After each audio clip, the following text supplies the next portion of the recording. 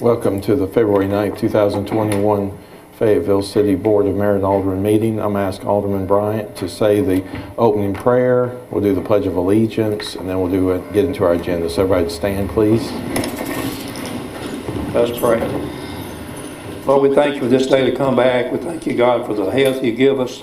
Pray, God, you be with the ones that is not so healthy, God, because of this virus we have going on. We just pray, God, you be with our nation as a whole as we deal with this.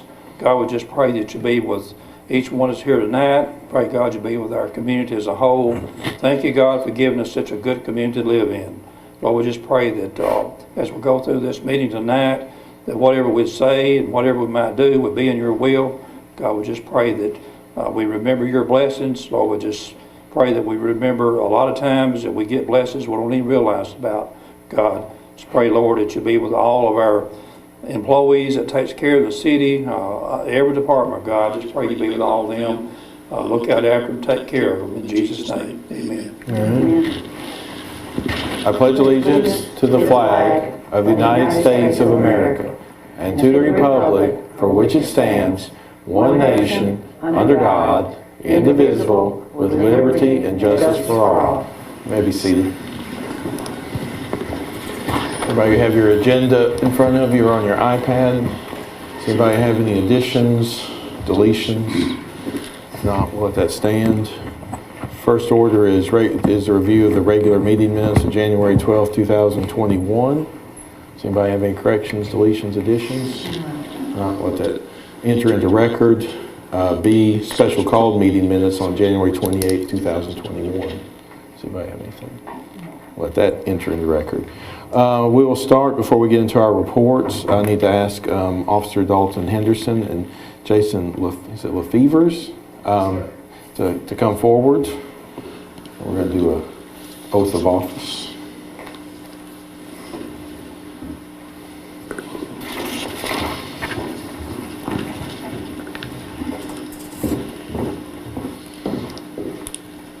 If you'll face the camera, face the camera.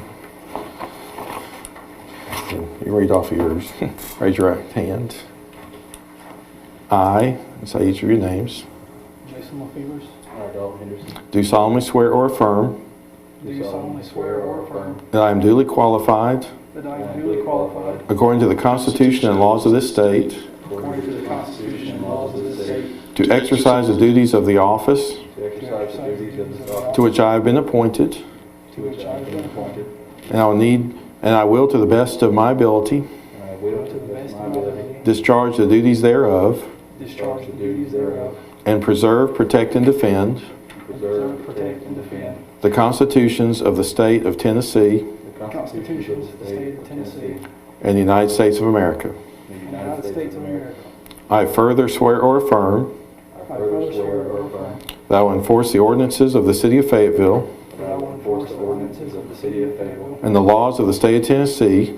And the laws of the state of Tennessee. Protect the life and property of its citizens. Protect the life and property of its citizens. And I will diligently seek to detect crime. I will diligently seek to detect crime. And to apprehend perpetrators of crime. To apprehend perpetrators of crime. That I will be ever mindful. That I will be ever mindful. Of the trust that has been placed in me.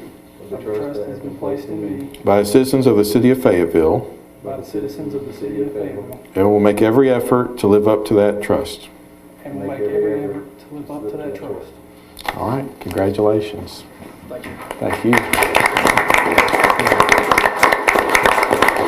Now I need Fireman Joe March and Daniel Spray to come forward, please. It's okay, Joe. Come on. Sorry, got that look. We'll let you read.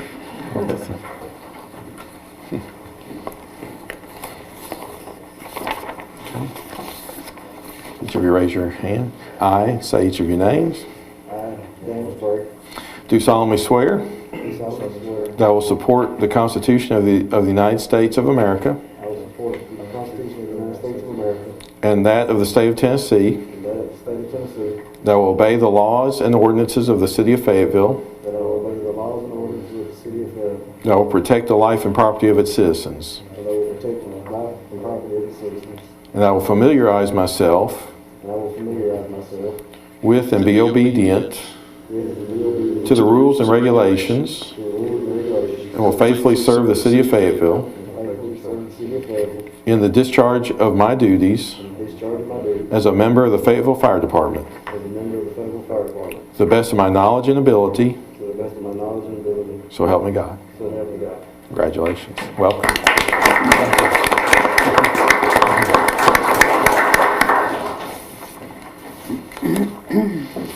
Next, we have Ms. Carolyn Denton from the Fayetteville Lincoln County Chamber of Commerce.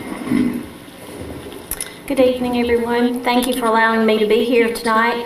I do have a special guest with me that I will introduce in just a moment, but first I wanted to give you a few updates on some things that will be taking place in the next few weeks. An update on Hamburger Day on the Hill, Legislative Appreciation Day. We are, of course, on hold for that right now. We have told Pat Marsh's office that we will do whatever we need to do if and when that time comes, that we might be able to have the event in some shape, form, or fashion, and the Livestock Association is on board with us with that thought as well. So hopefully we'll be able to do something maybe later on this year. I'm working with Christy Gentry on the I-65 billboard, so thank you all for partnering with us on that. We're working on the artwork. The billboard as it was is still up right now, so it's still being effective. And I'm also working on a tour guide for the courthouse grounds and the history around the courthouse. We're working on our community guide for 2021.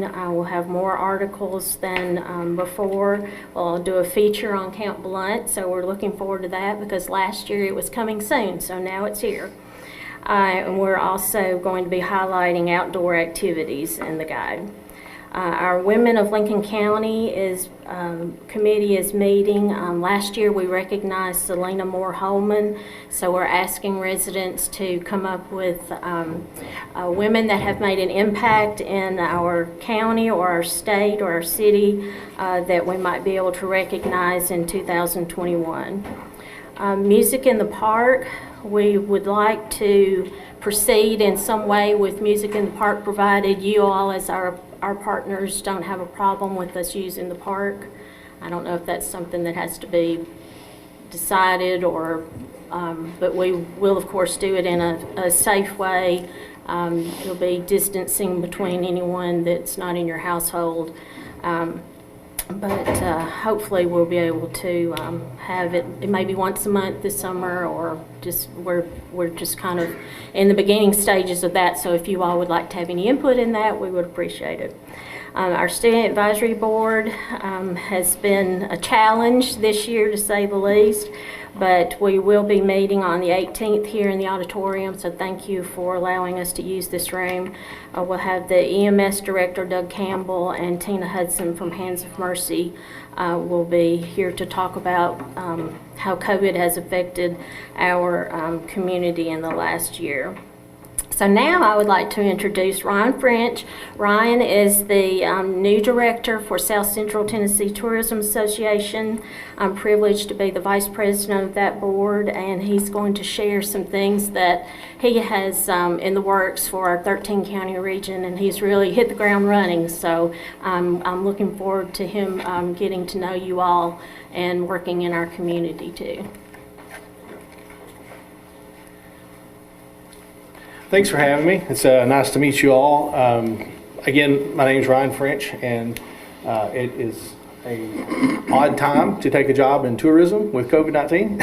So it's, but there is some good news on the horizon, and I think that's one of our jobs as South Central Tennessee Tourism Association, is to keep you guys abreast of not only data and things that affect your constituents and your city, but also things that are going to affect the industry as a whole. And so today, Miles Media actually released a study, and right now we're happy to see that there's a 40% uptick in people that plan on traveling in the next 6 months. And so 80% of Americans plan on doing some type of travel, and it's our opportunity to take advantage of that.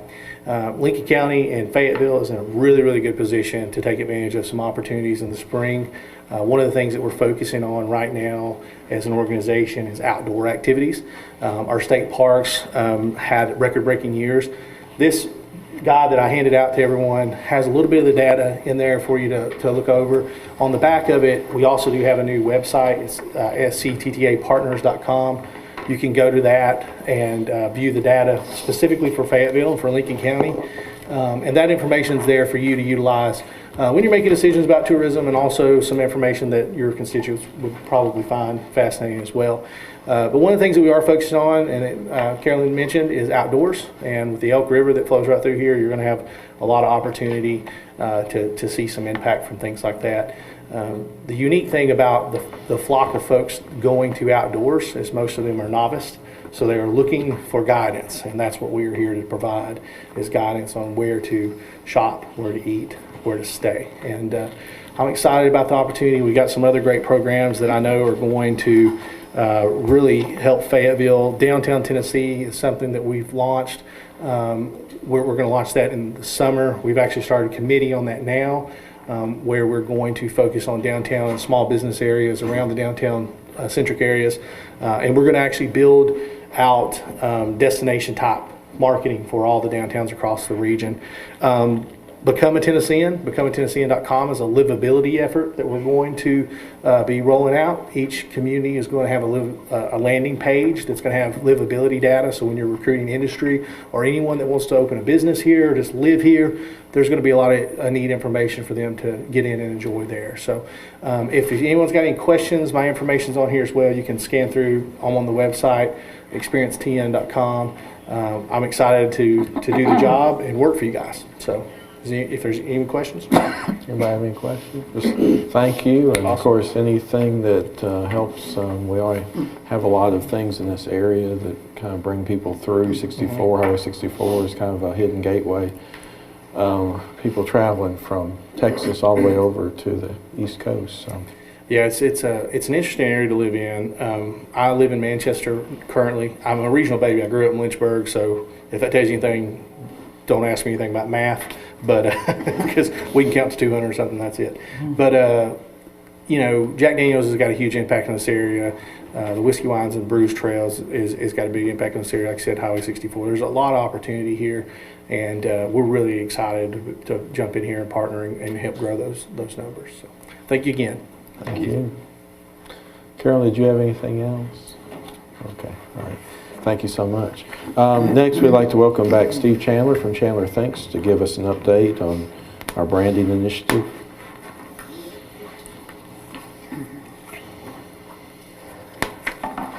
Excited to meet the new addition of the regional organization. Regionalism is really important. Might as well jump on top of this. We're not all Nashville and Memphis and Chattanooga. Sometimes we're stronger because we work together, and that's the idea of his organization, is that collectively we might grab some attention, whereas maybe by ourselves we don't always do. And so I'm glad to meet you, and I think it's exciting that you're here. Well, I wanted to update you all tonight on what we've been doing on your behalf, and it's been a lot has happened since early November. So I want to give you an update. I think you all might have a little handout, but I'll walk you through kind of what's happened. First of all, last update was early November. If you all recall, we shared some photography, beautiful photography that was done in October. That's the use of it is all taking place, and about even more is about to with your new website. We shot a video. We actually looked at that back in November. We previewed the advertising, showed you what that would look like. So that was last time we were here. But since then, a lot more has happened. Since then, we've contracted and developed a directional signage plan, AB design. I think you all have looked at that to some degree. I know the ED committee has been looking at that, but directional signage is off and running. It's not an overnight thing, but having a plan developed with some options, some recommendations, and by the way, I love the recommendation that they're coming up with it because it has some versatility for events, which I think is a really nice touch. But we also created our own directional signage immediately, with outdoor board, if you'll recall. So good that we actually had to make a little adjustment to one because they were getting people to stop to look for slaw burgers, and he didn't have them in his restaurant because the outdoor billboard was right outside his restaurant. Advertising works. I thought that was interesting. We created and produced visitors guides, about 5,000 of those. Pretty fantastic. I just popped my head into the shop there on the corner, the ladies' dress shop, and they're on her counter are visitors guides. She said they've already run out of them once, people asking for them. Downtown maps. I think it's important. Listening as we go through this process is important. Downtown maps were not part of our plan. But I was here in October, September, talking about what we were going to do, and a lady sat out here and said, we need maps. We need maps. People need maps to know how they're getting around downtown. That's why we produced maps. So we actually scrapped something that was originally part of the plan to make room for it financially and produced maps. I say that we're all learning. This is a process. It's creating a culture of tourism that everybody's a part of this. Everybody out there in the square is a part of this. And so the more we listen and stick our head in and ask how things are going, that's how we're going to evolve and really go towards the vision that you all have cast. In fact, the day I handed them out, we discovered we need something else on them. Of course, that's how it works. So make your list. Do not beat up Lennis and Christie. And don't even beat up me. Reality is, the moment you print a visitor's guide and a downtown map, you're going to go, oh, we should have done this. Guess where the one place in downtown there's public restrooms? Guess where it is? There's no indication on the downtown maps where the public restrooms are. We need that. That's important for visitors. That's being tourism minded, right? We're not going to do them tomorrow, but the next time it happens, we're going to add the public restrooms, okay? So make your list. Send it to Lennis and Christie when you see something like, oh, we need to add this to it. All right? That's how 2.0 will have that. We created and produced only in Fayetteville.com window decals, or window stickers. I saw some of those going around town. Only in Fayetteville.com site is up. It's a temporary site while we're building your website. We're not building it, but someone else is. And we implemented a paid media campaign that ran from November the 2nd to January the 15th. The goal of that campaign is awareness. The fact that you can click on things and can get to, there's some actions can occur are fantastic. The goal is awareness. In the marketing world, I spared you a graph, but just think of a big funnel, okay, a big funnel. The top of the funnel is awareness. If you don't know someone exists, you'll never make a transaction. Make sense? Keep it real simple. Right now, we got to make sure people think about us. We're not on we want to be on the more people's radar screen we're on, then some percentage of those will come down that funnel and start to come visit us and have transactions. So that's the goal. So we're awareness. Results. Still got to report the results to you. Our media generated over 7.8 million impressions in that short amount of time.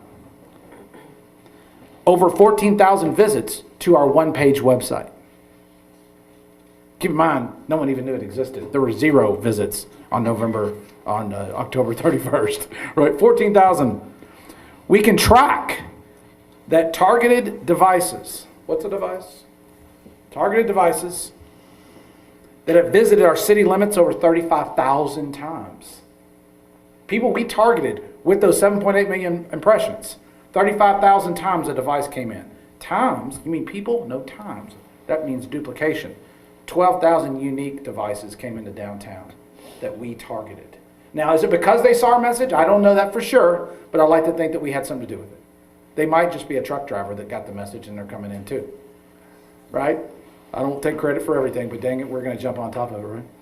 We contracted over 6,000 unique devices that were targeted with our advertising. They saw it, visited downtown. And over 600 went to Jack Daniel's Distillery. Why would you track that, Steve?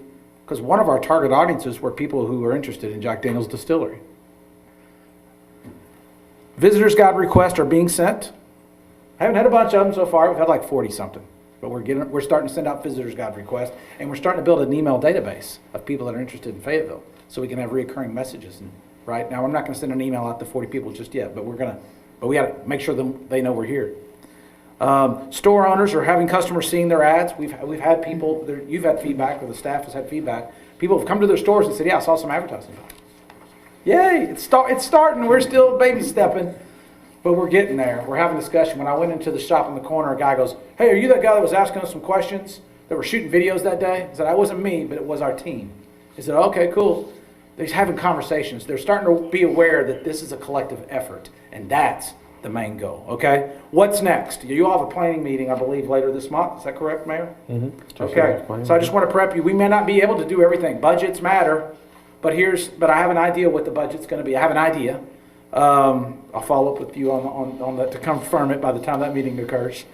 But directional sign installation needs to happen this year. We got a plan now. Let's get the signs in the ground. That'll be great. New tourism website. The city website is migrating right now. Is migrating right now. The tourism pages are not. They're not migrating right now because I know I have the content for them. So that still has to, so it's going to lag behind a little bit with the city side. I'm going to coordinate with Insight, the agency that's building the website. So I've got to get with them so they can allow me. I'm the one that's going to throw all the content in there, but I have to have the keys to it. So we're working on that. More marketing support for downtown business. The pandemic. If we can, we've got to help get out of second quarter. The national travel trends, as he shared with Miles and some other agencies like Longwoods International, are showing, for the most part, first and second quarter are going to be soft compared to previous years. Of course, it's winter, so usually people aren't that busy anyway. But the first part of spring is going to be more soft than normal. We're already seeing spring festivals all over the place being postponed till later in the summer or the fall already. That's happening in many destinations. Third quarter, it's expected to open up a bit. Yes, the traveler sentiment nationwide is picking up. But that's third quarter when it's starting to open up. We still have to help our local businesses get out of this every way we can. And so I think part of our plan or desire is a little bit more marketing support in the spring to help them get through what's expected to be a softer spring than normal. I think we have that's kind of a high priority. Social media storytelling, it's not real expensive media, so we want to make sure we get out there. You have a dedicated Facebook page just for tourism. We're also assessing some things right now. The world of social media and the acceptance of social media has changed a lot since November the 2nd when I was here last. There's been a few events occur that have affected the participation of social media. That's all being factored. We're kind of all learning as we go there to some degree. All right? But we need to be more involved with social media and from a tourism perspective. We've got to get the Fayetteville story out in public relations. I believe that what you see, you all see this, but communities all the time, publications, USA Today, local publications, regional publications, magazines, the list. Stories about your community make you incredibly proud. You may not see the advertising for a community because it's not always targeted to you, but when there's a story about your city, because it made a list, or because it was written because it's a great story. Do you know there's this wonderful town that you've never heard of between Huntsville and Lynchburg, and it's got this unique, wonderful story about slaw burgers, whiskey, and Tennessee heritage like you've never heard. Are you kidding me? That's a great story to pitch. In fact, those are 3 different great stories to pitch. We need to get that out there. Why? Because I want the people of Fayetteville to see their name in lights. We need them to get excited. Their advertising doesn't always do that. So looking to possibly make a plan that shows some PR efforts of pitching our story and getting it out there. And the good thing is, unlike magazines of 10 years ago, when a story gets out there now, it stays out there for a long time because of the digital world, right? So you can accomplish a lot. We need to start having discussions about a plan for visitor center. Where is that? Right? Where is it? We need a place to go. We've got a sign that says visitor center that goes to a log cabin. It's never open, right? We got to get that sign down for one. We need the visitor center to be downtown. So we got to talk about that. Whether it's with partners, existing partners, or empty buildings, or private. Everything's open. We need a place that says that is a big part of our community, right? So that's kind of the plan of what what I expect to be on the plan for this year. We've got to do it effectively. You don't get credit for check marking that you do it. You get a check mark for doing it effectively. So budgets will matter. But I expect to prepare some materials for your all's planning meeting later this month. So there you go. Any questions about what's going on? Any questions?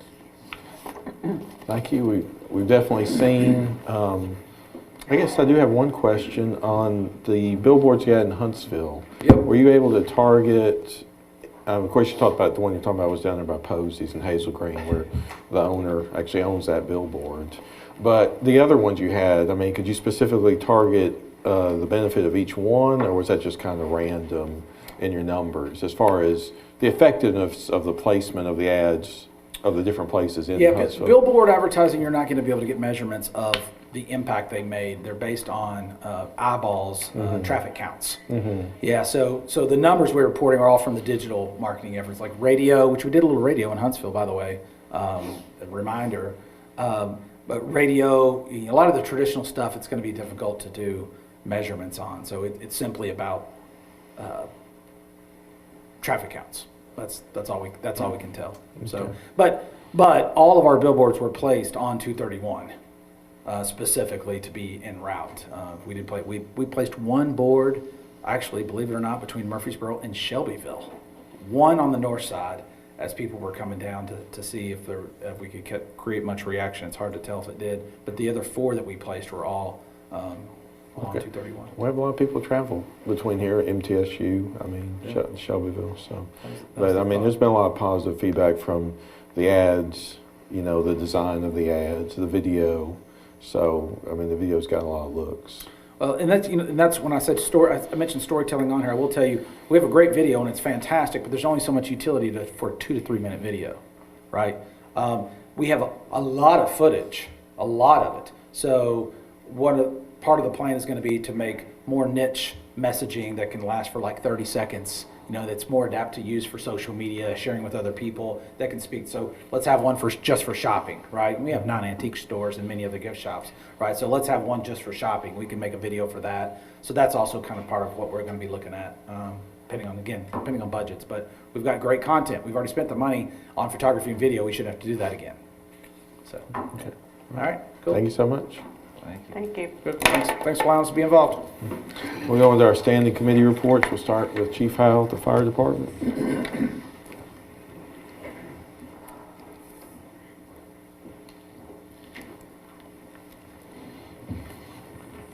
For the month of January, they had 1 structure fire, 14 medical assisting the EMS, 4 motor vehicle accidents with injuries, and EMS call excluding vehicle accidents of 38. That's my report. Any questions on that? We'll go on to the Police Department. Fayetteville Police Department made 30 arrests, issued 25 citations for the total police activity events of 1,335. Any questions on the police? All right, thank you, sir. Thank you. We'll go to Finance with Ms. Stacy Rozelle. Good evening. The January 2021 local option sales tax came in at $254,589.45. This brings the fiscal year total to $1.4 million, and at the midpoint of the year, we have recorded 56.33% of the budgeted sales tax revenue. We're continuing to collect property taxes. You have until February 28th to pay your taxes without penalties. The city office will be open on Saturday, February the 27th from 8 a.m. to 12 p.m. in order to accept those last minute payments. And finally, an update on the bond issues. The first issue, which was the refinance of the 3 current issues that we had, came in with an interest rate of 0.98%. The average rate previously on those 3 bonds was 3.22%. So that's a big drop on those. This refinance did not extend the terms of those bonds. It only updated the rates. The total savings on them was $1,224,501.20. $783,558 of that was the Fayetteville City School System, and the other $441,000 was on the city side. And a quick recap on the new bond. It is a $5 million bond for 20 years. The winning bid interest rate on it was 1.55% with a premium. This premium allows us to only pay interest on $4.3 million of those funds. This total saves the city $761,849. The overall savings with both of these issues together is just shy of $2 million. Any questions of Ms. Roselle? All right, thank you. Thank you. Mr. Collins, you handling the rec? Yes, sir. The sign-ups are ongoing for youth baseball, softball, and soccer.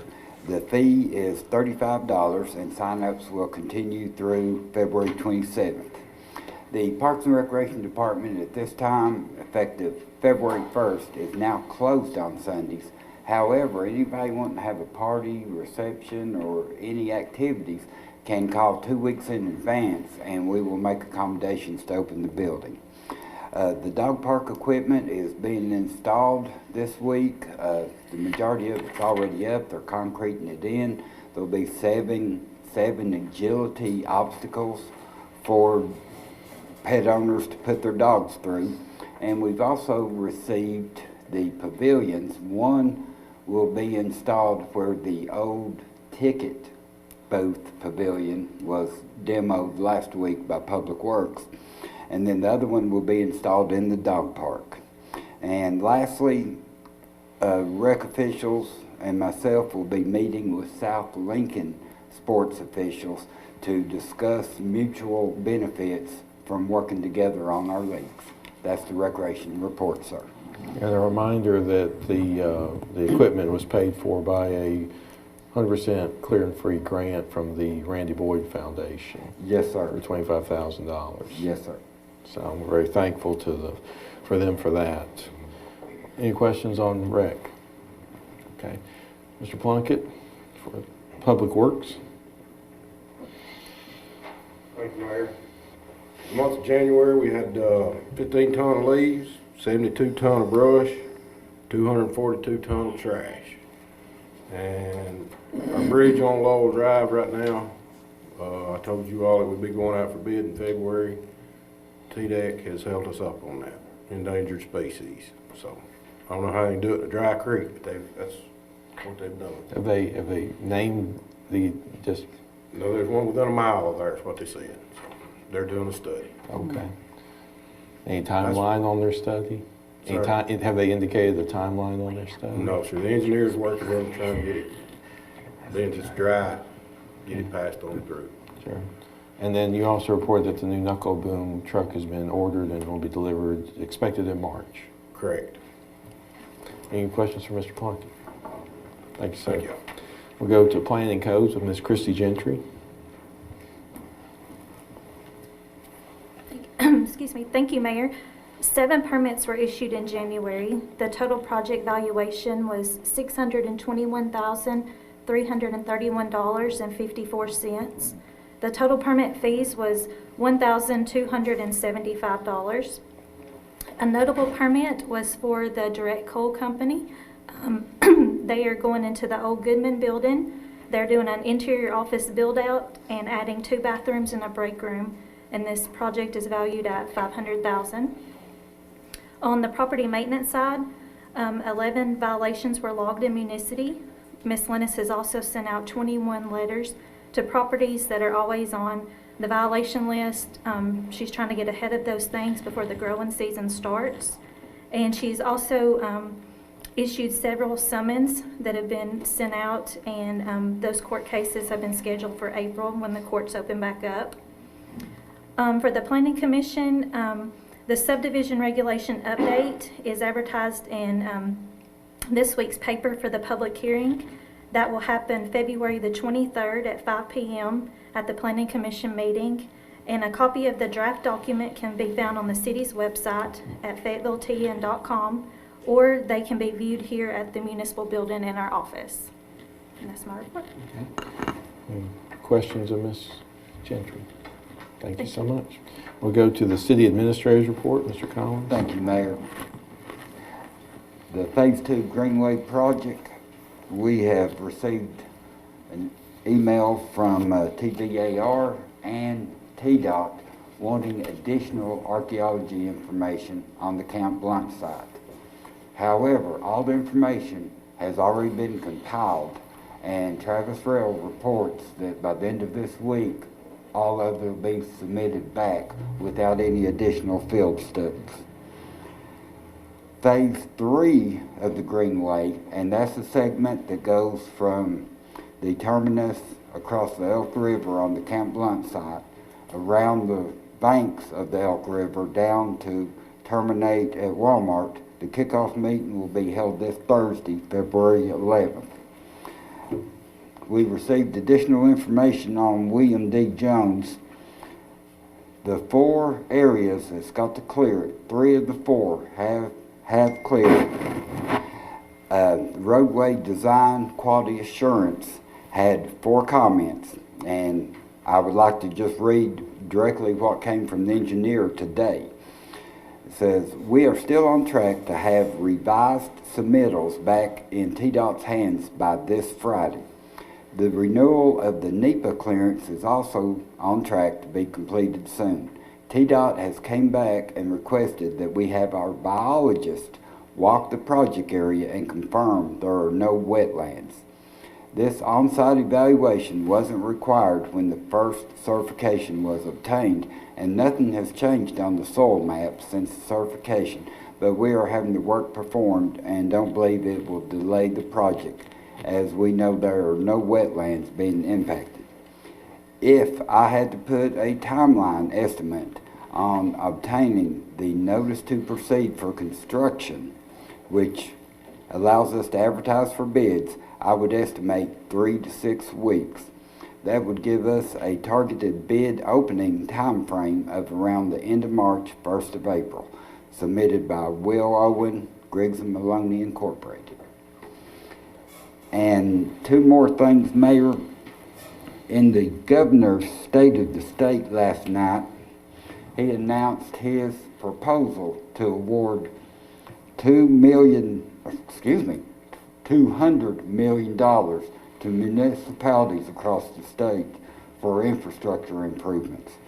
And TML sent out information today, and if the budget is approved as presented by the governor, City of Fayetteville will be receiving $184,200.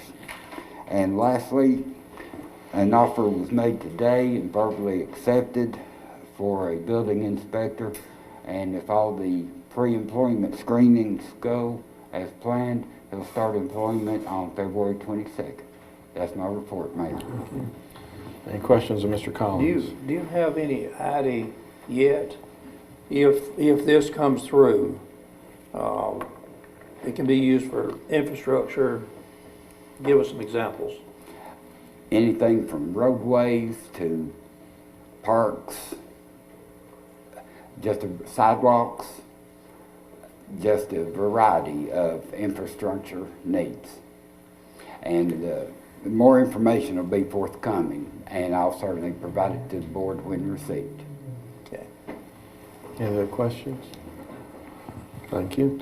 We don't have any unfinished business. We'll enter into new business. Item A, Resolution R 2021-06, opioid litigation. DA Rob Carter, who represents Lincoln County and 3 other surrounding counties, came and spoke at our work session this past Thursday and spoke about the fact that a lawsuit, he brought a lawsuit in 2017 through the law firm of Brandstetter, Stranch, and Jennings, PLLC, to recover money for City of Fayetteville under Tennessee's Drug Dealer Liability Act, DDLA. That lawsuit's been pending, but there was a ruling, Mr. Hill can speak to this, that it would be better if the board passed this resolution in which we were the plaintiff as opposed to everything had been going through the DA's office. So if you don't mind speaking to that for just a minute. Sure, Mr. Mayor. There are actually three of these lawsuits pending according to DA Carter. The one that he is involved in, I believe, is in Putnam County. And one of the other suits that was filed further east in Tennessee that's been pending longer has made it to the Tennessee Supreme Court, and there was a ruling that it was inappropriate for the DA prosecute those cases in his own name. And that's why DA Carter has requested the city and other municipalities and counties in our area to authorize our being substituted in as the parties in this, and they basically presented a financial proposal that is virtually a no-lose situation for the city. So it's been my recommendation that we accept the proposal that DA Carter has presented. And it would be of no cost to the city of Fayetteville, and we don't know if there would be any award, but at some point there will be some resolution to these lawsuits. So basically we just need a motion, a second on this item. Mr. Mayor, I move that we approve a resolution R-2021-06. Second. Second. Any discussion? Pam, call the roll, please. Mr. Brown? Aye. Ms. Allen? Aye. Ms. Small? Aye. Mr. Alderman? Aye. Ms. Hartman? Aye. Mr. Martinez? That item passed. We go to item B, installation of a new fire hydrant along Malino Road. It was discussed in finance and work session this month about we have written documentation from 2007 that if there was a development in a certain area along Malino Road, to give people perspective, it's around the curve a little bit past where you turn up to the radio station YTM, that a fire hydrant would need to be installed. A house is being built. My understanding is that this would need to, we've ballparked around not to exceed $9,000. So we need a motion and a second on this item. So moved. Second. Discussion. Pam, call the roll, please. Ms. Allen? Aye. Ms. Small? Aye. Mr. Alderman? Aye. Ms. Hartman? Aye. Mr. Martinez? Mr. Brown? Aye. That item passed. Item C, 2020 Fayetteville Regional Planning Commission report. It has been customary the last couple of years that the Planning Commission puts together an annual report of activities from January through December. Also talks about the update on training that they've done, lists the members of the board, and any actions have been taken by the Planning Commission. We need to ratify this for their records. Mayor, I move we accept the report of 2020 Planning Commission. Second, Mr. Martinez. Discussion. Pam, call the roll, please. Ms. Small? Aye. Mr. Alderman? Aye. Ms. Hartman? Aye. Mr. Martinez? Mr. Brown? Aye. Ms. Allen? Aye. That item passed. Item D, Liberty Road annexation. In the past Planning Commission meeting, we had a person that came forward that wanted an annexation of some property into the city that would have led to a request for rezoning, that would have led to development. The commission did not, voted not to approve that annexation. Mr. Hill, will you speak a moment to this? We talked about this the other day. Sure. About what this board needs to do. Yes, thank you, Mayor.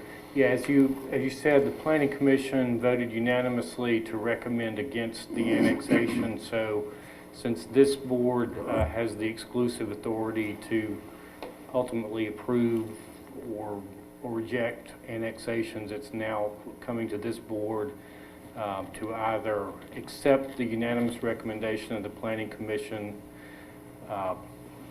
in opposition to the annexation, or alternatively to reject that recommendation, which would then send it back to the Planning Commission for further consideration. So an aye vote would basically affirm the... If we have a motion to accept the Mhm. recommendation of the Planning Commission, then a vote in favor of that motion would be, approving the recommendation or accepting the recommendation. Okay. Do we have a motion? I'll make that motion, Mayor. Second. Second, Alderman Hartman. Any discussion? Pam, call the roll, please. Mr. Alderman? Aye. Ms. Hartman? Aye. Mr. Martinez? Mr. Brown? Aye. Ms. Allen? Aye. Ms. Small? Aye. That item passed. Item E, Resolution R 2021-07 CNS Plastics Pilot Agreement. We had Elaine Middleton, the director of the Industrial Board, come to our finance meeting, and then we also recommended out of finance to endorse a new 5-year pilot agreement. CNS Plastics is doing the expansion. They're one of our industries that have been stable and over the years, and so we just need a motion and a second to approve this 5-year agreement. Motion to approve Resolution R 2021-07. Second. Discussion. Pam, call the roll, please. Ms. Hartman? Aye. Mr. Martinez? Aye. Mr. Brown? Aye. Ms. Allen? Aye. Ms. Small? Aye. Mr. Alderman? Aye. Aye, and pass. Item F, Special Refuse Fund, as we call it, the sanitation fund.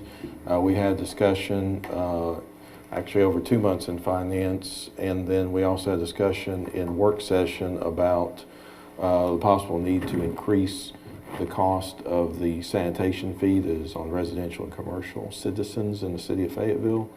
There was a recommendation to increase the fee on the residential of $5. I guess that would be the same for the commercial. Motion or second? Mr. Mayor, I move that we increase that fee another $5. Second. And then also, there was discussion about, or there was a recommendation whether we need to put an effective date to that as far as when that would actually go into place. And there was a recommendation of maybe April 1st. I think that'll work. Do we need to But amend, we we need to amend the motion? I can amend the motion, make it April 1st. Okay. Second. Discussion. I want to have a little discussion on this because whenever we're looking at increasing fees like that, the public needs to understand why. We don't just need to be increased fees, be increasing. I might have to call on the finance director, and I might have to call on the public works director, but if I do, I will. But I ask, in order to really get and we've been looking at this a while, it just didn't come up. But I asked for a spreadsheet, and I've got a spreadsheet, and I doubt if anybody's got this spreadsheet. I've got it here, but I asked a spreadsheet for an in-depth breakdown on the sanitation fund, on where the expenses are. And for a time period, it begins in 2016 up till 2020, 2021. I got the spreadsheet, and as I started looking at it, there's 24 different expense items on this spreadsheet. It's just broke down in 24 different line items, you might say. The first 10 line items has to do with charges and things that we can control. It has to do, or we can somewhat control. The first 10 items has to do with salaries, health insurance, workman's comp, and different issues to do with the employees. And what was interesting when I got to looking at this close was, in 2016, that part of it that we have quite a bit of control over, that part of it, the total cost in 2016 was $118,063 for that part, mainly employees with benefits and such. Well, as we went through here, 2017, 18, 19, 20, and 21, this year it was budgeted for that, and we're within budget. It was budgeted for that to be at $117,675. We've gone down a little bit in that part we could control. Well, the reason we've gone down is the employee-wise, through attrition, of course, newer employees coming on, they don't make as much. And another really big item that really helped us a whole lot was we got control of the cost of the health insurance. Now, about 2 or 3 years ago or whatever, we changed health insurance, went to state health insurance and got a whole lot better coverage, a whole lot better than we had. And just to kind of give you an idea, the salaries in 2016 was $73,000. And it kind of worked on down, I guess, through attrition. Salaries now is about $71,000. The health insurance had been up to as high as 30 and 35,000 a couple of those years. But after we made that change, it went down a lot. Right now, it's still about 27,000, which still, I mean, over a 6-year period of time, or 5 years, it ended up on health insurance, we only had an increase of about 6% over, and we was having increases, really big increases. So that part of the expenses, as we've really controlled good.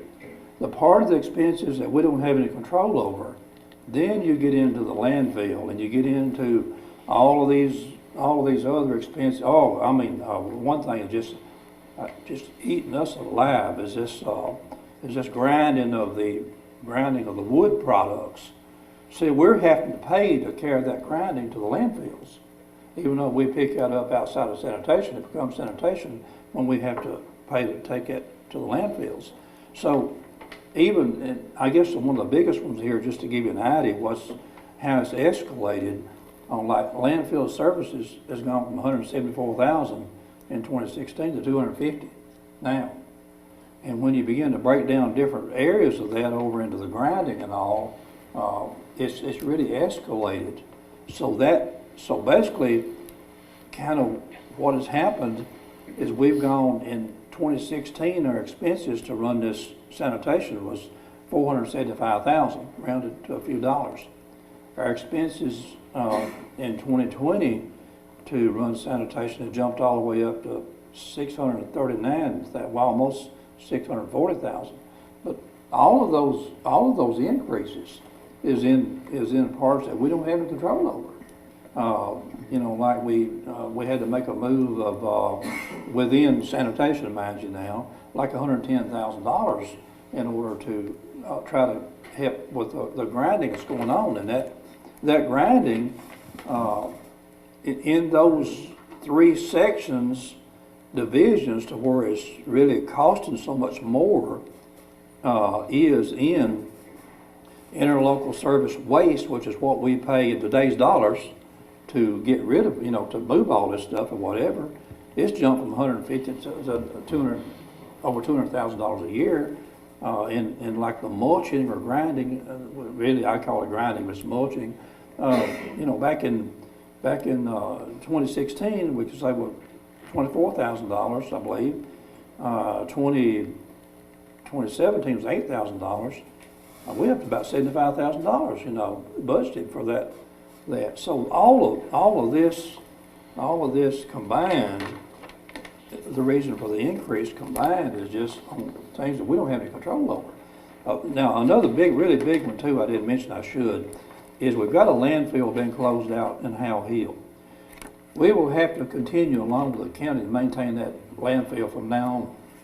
And I don't know, I think it's up around 70-something thousand or something like that. It's way up high anyway on our part on landfill. Or we might have to do half of that. But anyway, it's gone up every single year. So when we break down the $5, excuse me, when we break down that and you really put the figures to it, we was told earlier on it's going to take 2 cents of that just for us to get back to where we can break even, because this fund's down about 40-something thousand. It's going to take 2 cents of that to where we can even break even. Well, according to the numbers I ran, it's going to take 2.5 cents of it. So there you go. She's done some more numbers. It's going to take 2.5 cents of that. Yeah. That's right. To even break, and that's my numbers. You didn't tell me that. That's what I figured on here. And anyway, 2.5 cents of that will put us to where we just break even.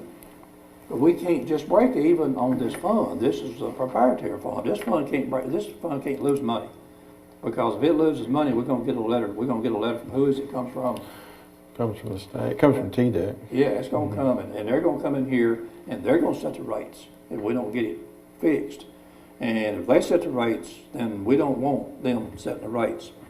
What this will generate is, if it passes, what it'll generate is, it will generate, we should be able to start building that fund up at about $97,000, $98,000 per year.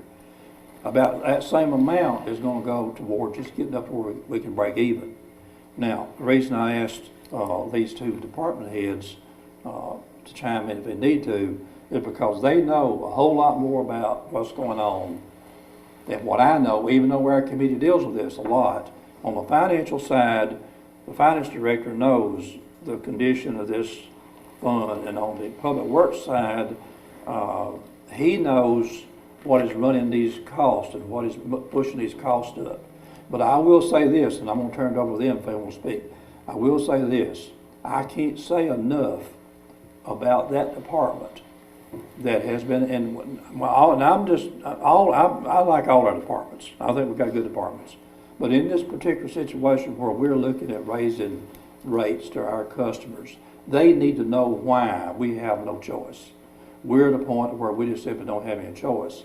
And also they need to know that those 10 items that department has been able to control, they have come in a little bit less than what it was costing 5 years ago on the part that they can control. It's a part that none of us can control on all this environmental thing and everything that's going on that's put us in this position. And really what we've done, we have put this rate increase off as long as we can, because I think it will around 45,000 in that fund, but I'm not sure. So if anybody wants any more information other than that before we vote, then if it's financial side, I would ask you to refer it to the finance director. If it's to the side, who knows what's going on and pushing all these costs up, I would ask you to talk to the public works director. Thank you, appreciate it. Any other discussion? I just Carolyn, have a go ahead. question. Go ahead, Alderman Hartman. Go ahead. Okay, I was just gonna maybe speak to Mr. Plunkett. And I'm not sure that it would affect it, but if we looked at contracting our garbage out to someone, outsourcing it, kind of like we did the recycle center, I mean, I guess they have to pay these same costs to dispose of the waste. Correct. Most of the citizens don't get the same services that they do now. Mr. Plunkett, just come on forward so everybody can hear you on camera. Say that again, please. We looked into it several years ago and talked with other communities. The citizens out there don't get the same service.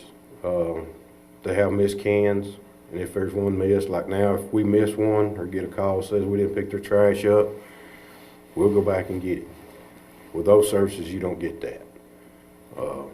And they're, you're at their mercy.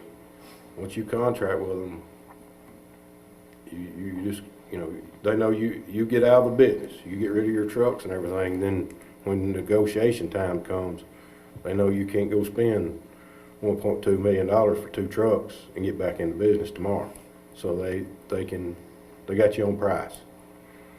I've just had several residents ask about that, well, the recycle center worked, contracting it out.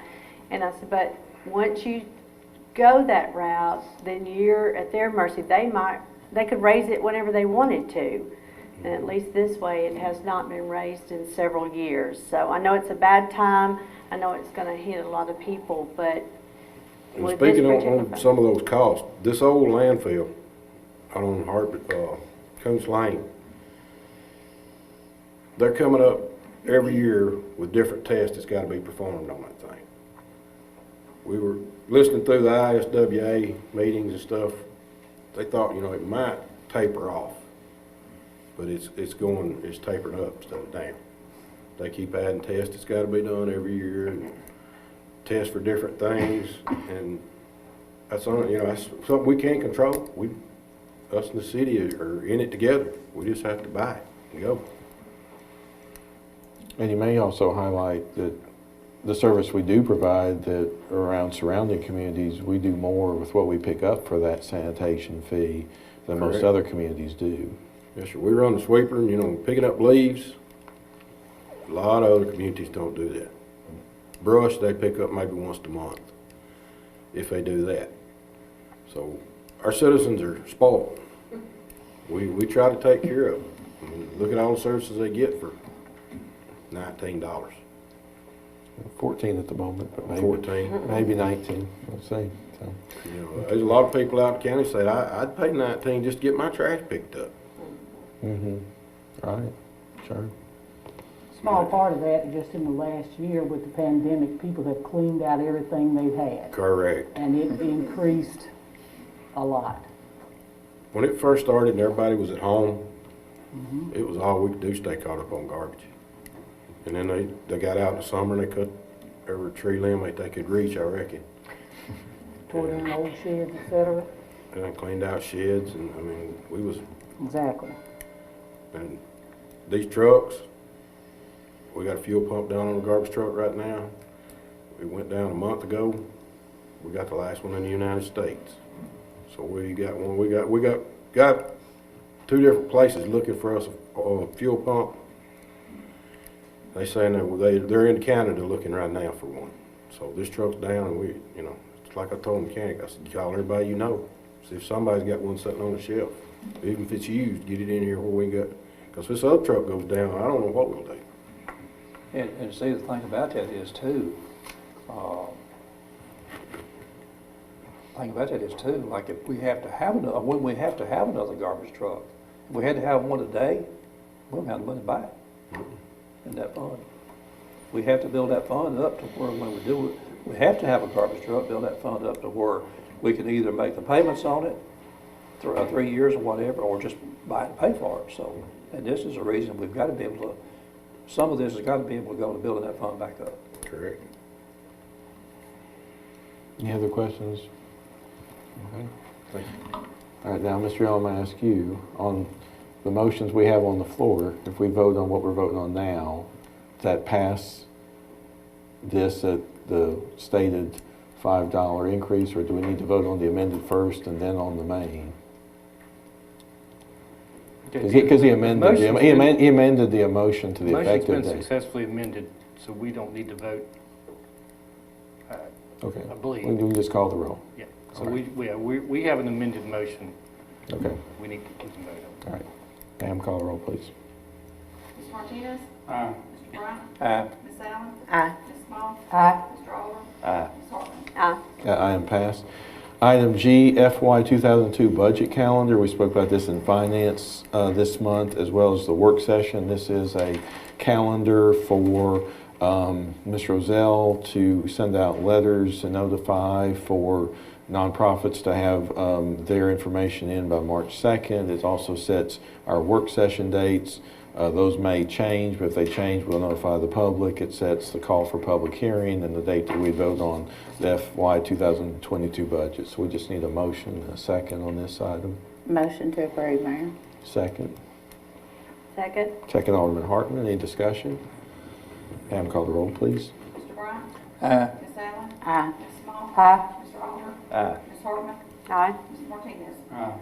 This item passed. Item H, Recycle Center roof repair. This came to finance and work session this month. There is a small hole in the roof of the recycling center. This was recommended, asked for us to approve $1,200, which would be matched by the county, $2,400 to fix that patch because there is some electrical wiring in there and there are workers, and it's not good if the water's coming through hitting the floor while that wiring isn't. So it was recommended out of finance to work session to approve this $1,200. Just need a motion and a second. Mr. Mayor, I move that we approve the $1,200 for the repair. Second. Second, Alderman Small. Any discussion? I do have one question. I know you're telling us what the amounts are on the fire hydrant and also on this. I think we should have those amounts on the iPad Okay. on what we're approving. Instead of, you Sure. having to tell us. Typically what happens is we have the cost of something on the iPad if we're going to be approving it. Sure. And we've had two that's not been on here. Sure. No problem. So, Why is that? We normally have a cost. Mr. Collins? It was just a slip Okay. because we did have the hard copy provided at the work session and through the committee meeting. But we're voting right now. Yes, sir. Okay, that's all I got. Any other discussion? Pam, call the roll, please. Ms. Allen? Aye. Ms. Small? Aye. Mr. Oliver? Aye. Ms. Hartman? Aye. Mr. Martinez? Aye. Mr. Bryant? That item passed. Item I, Budget Amendment Ordinance 2020-01. This came to Finance and Work Session. This is a budget amendment over the last 6 months for what we normally call housekeeping for accounting purposes. We went over this in pretty good discussion in Finance and Work Session. That you should have on your iPad. So, a motion and a second to approve this. Mr. Mayor, I move that we approve this budget amendment at a number of $1,804,383.22. Second, Mr. Alder. Any discussion? Have call the roll, please. Ms. Small? Aye. Mr. Oliver? Aye. Ms. Hartman? Aye. Mr. Martinez? Aye. Mr. Bryant? Aye. Ms. Allen? Aye. That item passed. Item J, City of Fayetteville Policy on Diversity and Inclusion. We spoke about this at the work session. This talked about, Mr. Collins, you said there was a request from a citizen about adding some language. We probably have most of this language in our policies anyway, but just a commitment to creating an environment in which individual differences and contributions of all employees are recognized and valued, and several other items, making sure, as we always do, that we have an equal opportunity workplace. So I need a motion and a second on this item. So moved. Second. Second, Mr. Martinez. Any discussion? I've got one question. Mm-hmm. It looks really good. I mean, is this gonna be in some document somewhere, or is this gonna be, where's this gonna be? I mean, It will eventually be worked into personnel policy, and also just like our Title VI and Title VII information that's on the webpage. okay. But it will be in some policy somewhere as a part of it, instead of just a standalone. Upon approval by the board, yes, sir. It'll be Okay. Personnel policy website. All right. Because, you know, if you just do these standalone things, they will get in something somewhere, after a while you lose them, you know, to get gone. So, thank you. Any other discussion? I have a question. On this, it says it will be monitored and reviewed annually. By who? HR. Okay, but it doesn't, I don't think it states that in there, so I wasn't sure if it was the person that was suggested this or brought this. I just think it needs to be clarified as to who will monitor this. We can certainly put the city administrator will monitor it, and with assistance from human resources. Okay. Any other discussion? Pam, call the roll, please. Mr. Oliver? Aye. Ms. Hartman? Aye. Mr. Martinez? Aye. Mr. Bryant? Aye. Ms. Allen? Aye. Ms. Small? Aye. Item passed. Item K, Slauberger 5K. This is an annual event this would be for April 4th, 2021.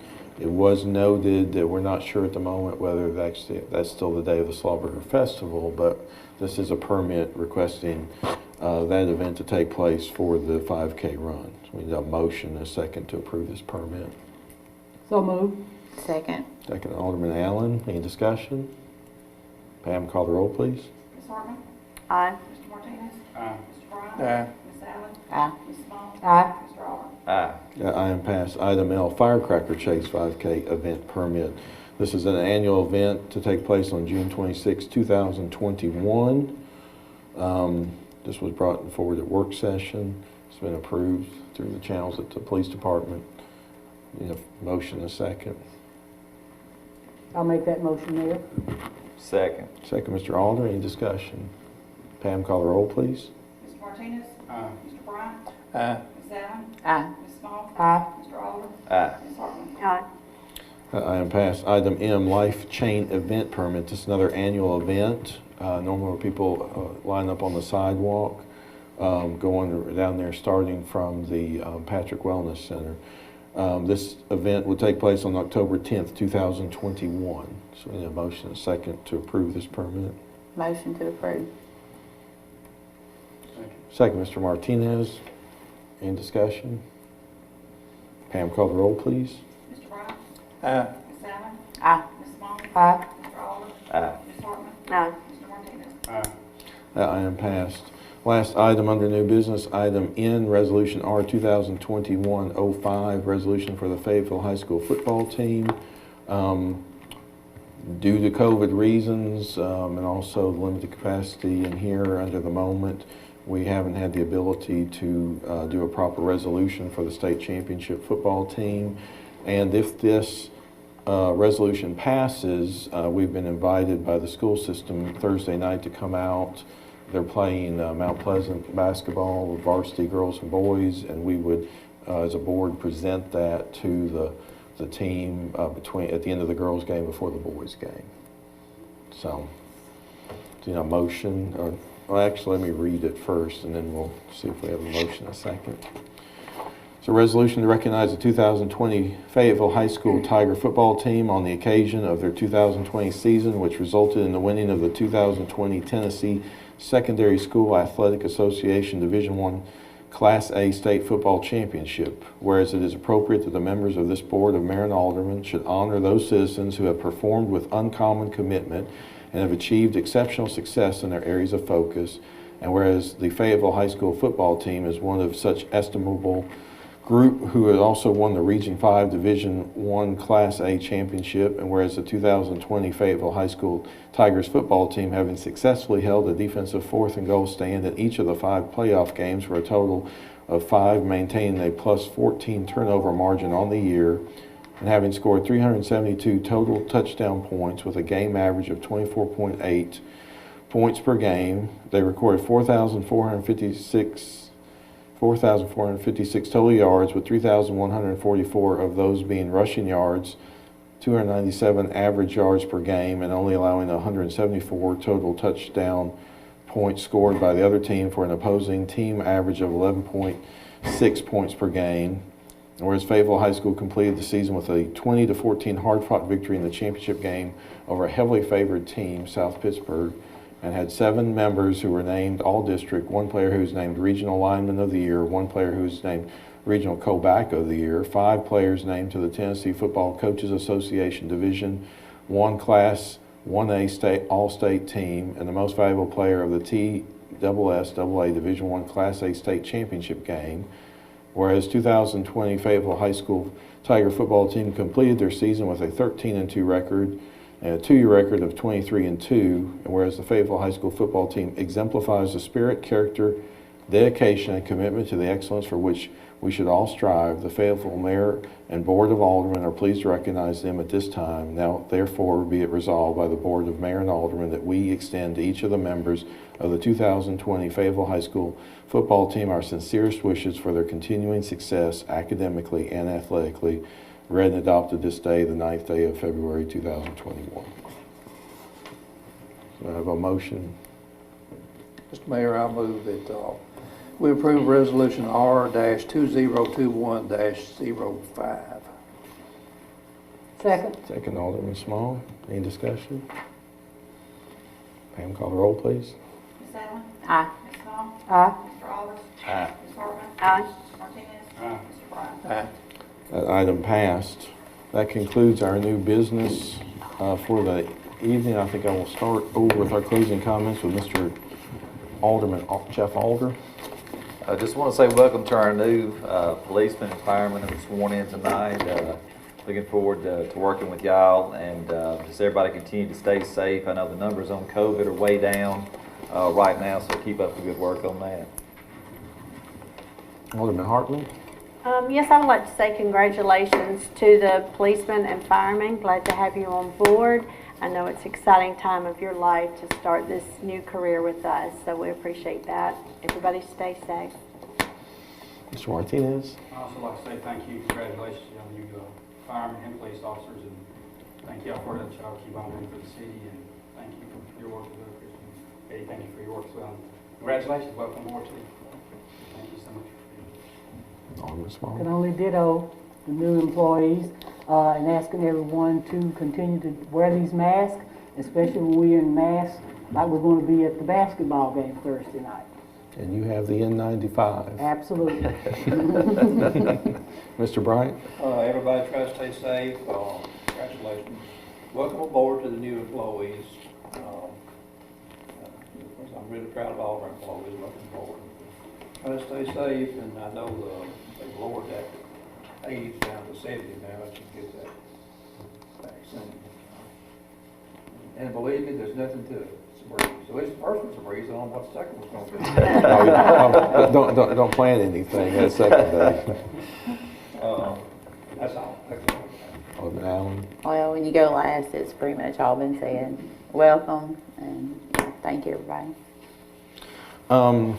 Mr. Collins kind of stole the thunder a little bit. I was going to mention Governor Lee's state of the state, considering the pandemic, and Ms. Denton mentioned the fact, I mean, we were at Hamburger Day on the Hill last year on a Wednesday, and that Friday was the day they started to shut everything down in the process, and it's hard to believe it's a year. But considering that really for 6 weeks, I mean, everything was shut down in the state, for the governor to be able to come back and propose, and this isn't running into deficit because they're talking about putting $50 million in the rainy day fund, $150 million toward COVID relief and support, $931 million into capital maintenance and improvements, the $200 million that Mr. Collins mentioned, but also then $200 million on broadband expansion. So that would allow our utility to help in the rural areas, and for our students in the city and the county that are live in the rural areas, maybe to have the opportunity to have that broadband. I'd also like to congratulate the following students from an academic perspective. At the City High School, they have a 30+ club, and this is for students that score 30 or above on their ACT, and 6 members of the school have just joined that: Bailey Tucker, Hannah Griffin, Sarah Clark, Julia Cox, Natasha McDonald, and McKenna Beck. Congratulations to them. You know, everybody's forgotten the most important thing, that Sunday's Valentine's Day. So everybody take care of your sweetie. So we stand adjourned, and we'll come back in March. Thank you so much.